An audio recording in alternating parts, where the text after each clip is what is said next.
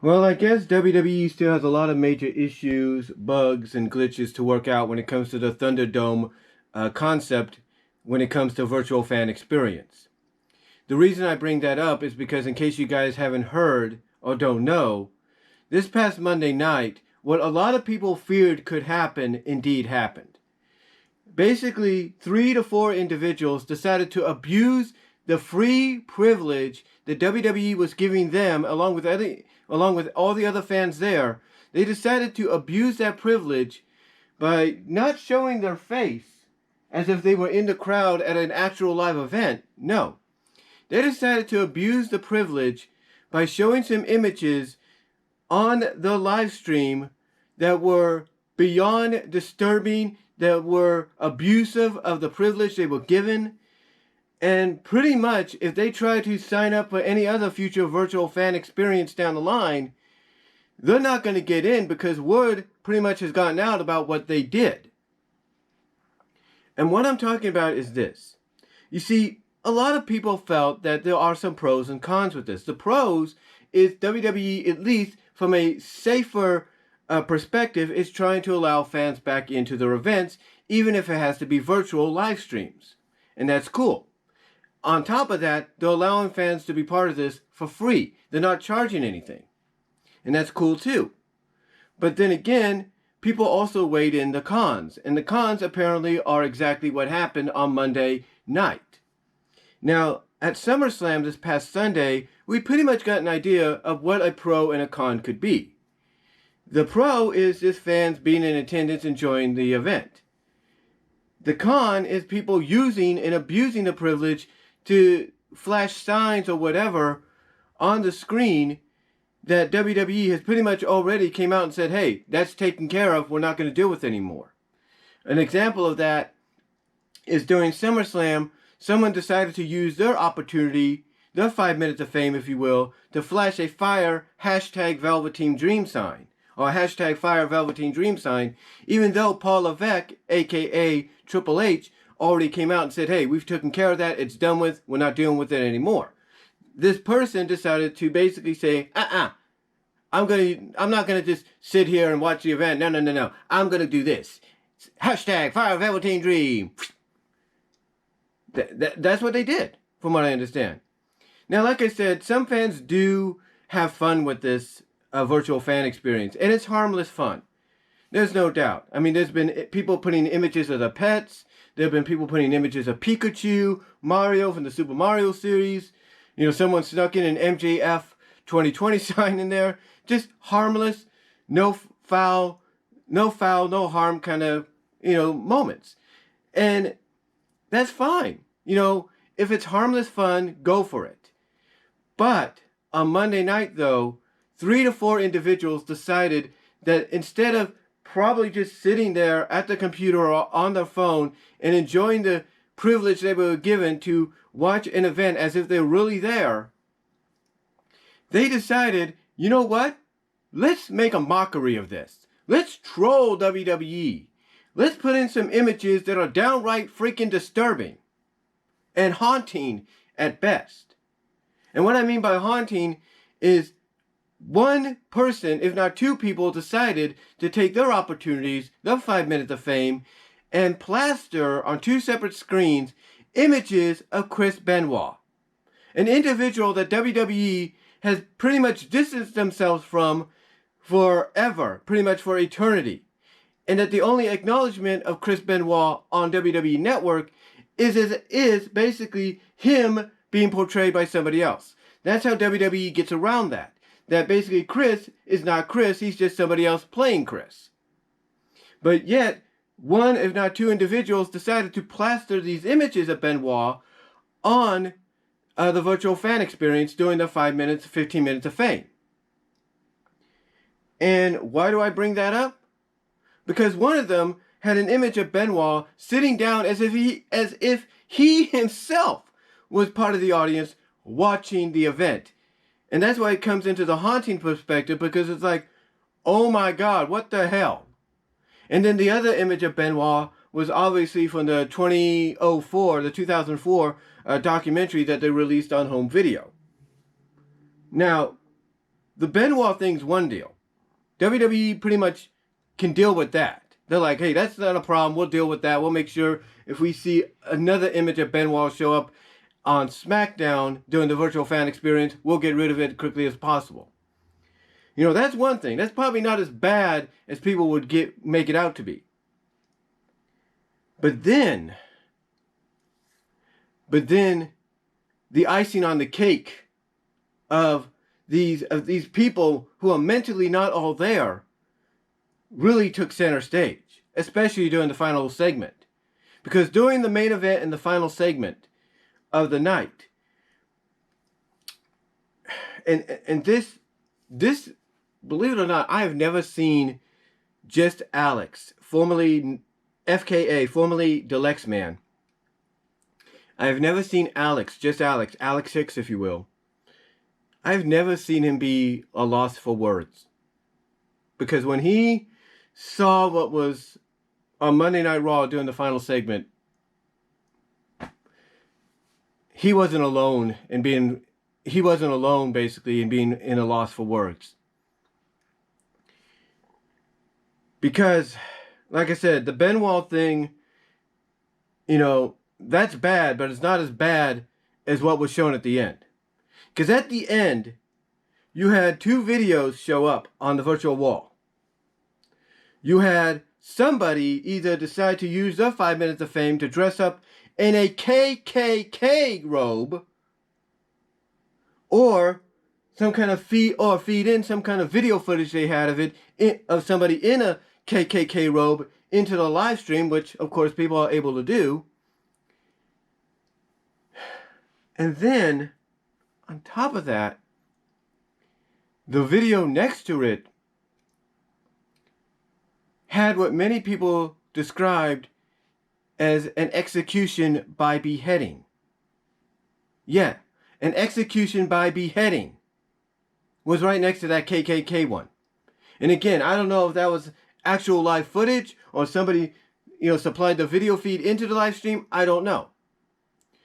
But all I know is that this is what a lot of folks, from Alyx to JD from NY206 to Jason Solomon, Solomonster Sounds Off, and many others have worried about.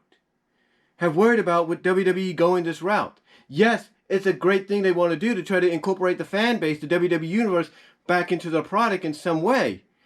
But there are risks that you take when doing that, and these are some of those risks. And it's like that old saying of one bad apple ruins the whole bunch. Well, let's just say these 3 to 4 bad apples spoiled the whole bunch and future bunches that were associated with them. Because this is something that, even as a wrestling fan that doesn't watch wrestling as much as they used to, it really upsets me. Because it's one thing, I mean, look, it's one thing to be upset at the WWE in the way they present things. But if this is your way of trolling the WWE to get them to give you what you want, no, you don't do that. What you do instead is you abide by the rules. All they ask you in return for giving you... Well, I guess disparity ship teasing in Pony Life continues. Now, in case you guys don't know what I mean, this past weekend, 2 new mini episodes came out. One was Ponies of the Moment and One Click Wonder, which were basically connected to each other. And in these episodes, there were several scenes that had Spike and Rarity next to each other. And what I'm talking about being next to each other is there was a moment where they were next to each other on the, sitting at the table, looking at their tablets, and then the next day sitting right next to each other on the floor, on seats, I should say, looking at their tablets as well. And between that, during the night to day transition, they fell asleep next to each other while sitting at the table. Now, don't let your minds go into the gutter when I say that, because that basically what you're thinking did not happen. But getting to the point, the reason I bring this up is because in the recent Pony Life's Moments video uploaded by Hasbro last night on the MLP official YouTube channel, Basically, we see a moment with Spike and Rarity showing back up at Sugar Cube Corner, and the first thing Spike says is, "We're back from our walk." Now, what gets me is, why would Spike say we're back from our walk when the last time Rarity would go on a stroll with somebody was that interpretation of Fancy Pants, and that was trying to tease a romanticness between the two, a romantic ship between the two, which did not become reality. And which is why I came out here and said, look, after what we saw in that episode, as Sparity shippers, we don't have nothing to worry about. So why would Spike, in this clip, in this upcoming episode, where basically, long story short, Fluttershy takes a potion and takes on the color scheme of Rainbow Dash to take Rainbow Dash's place in a triathlon or something like that, and the version of the Equestria Games, if you will.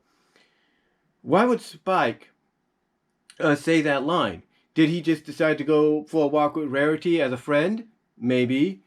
Or, because we didn't see it, were the creative staffs throwing us an Easter egg, throwing us a tease that they realize and know about the Sparity ship, and that this is their way of kind of acknowledging it.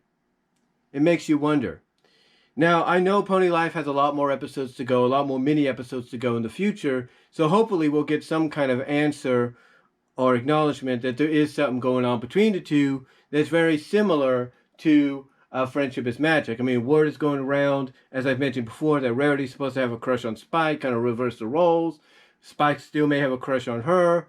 I mean, heck, the fandom.com site for Pony Life, basically in Spike's profile, describes Rarity as a love interest. Now, I understand there are some people that have come out and said that this version of Spike is not interested in Rarity the same way he was in Friendship is Magic.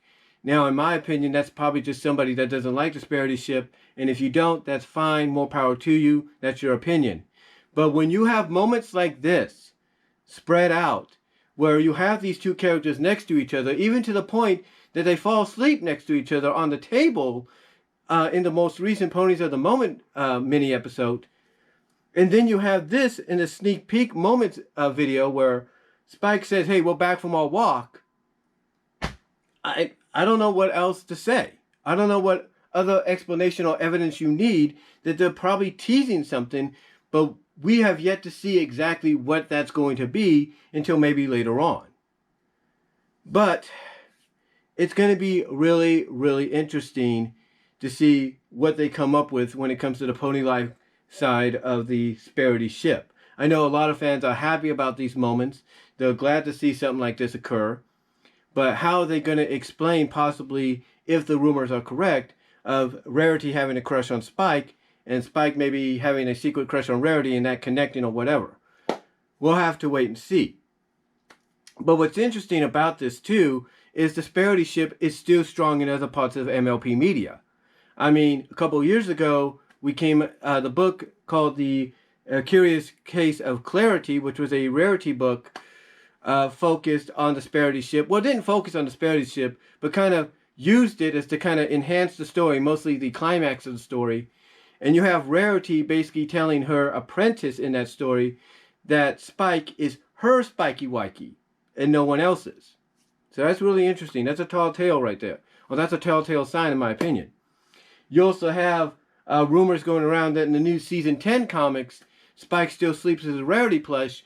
And then you look at the sneak peek of the free comic book edition for Season 10 that came out, and you have Spike all worried about Rarity because he hears from Pinkie Pie or whoever that she might be in trouble. And Spike's first instinct is to go to her aid. So whether you like it or not, or whether fans like it or not, the Sparity ship is still a major thing. It's still going strong. And if these moments, these little moments here and there in the recent episodes, are just the creative staff's way of acknowledging that, possibly leading into something down the line, maybe, then what else can you say? What other reasonings can you say that maybe it's not real, or that's not the case and all that, when the evidence is right in front of you? I mean, it may not be big evidence, it may not be flirtatious evidence and all that, but what more evidence you need not to confirm that there is something there? And or at least the creative staff is acknowledging the shipping between the two, the connection the two have with each other. I'm just saying. But let me know what you guys think, though, down below. Comment if you like. What are your thoughts on all these pairings, these little ships, these teases happening in Pony Life, especially with the more recent sneak peek of the upcoming episode? And what are your thoughts on Sparity being carried over into the other parts of MLP media, like the graphic and junior novels and even the Season 10 comic? Let me know what your thoughts are down below. Comment if you like. I'm out. Just abusing it by putting these kind of images out there. Let me know what your thoughts are down below. Comment if you like. I'd like to hear from what you guys have to say. And I'm out.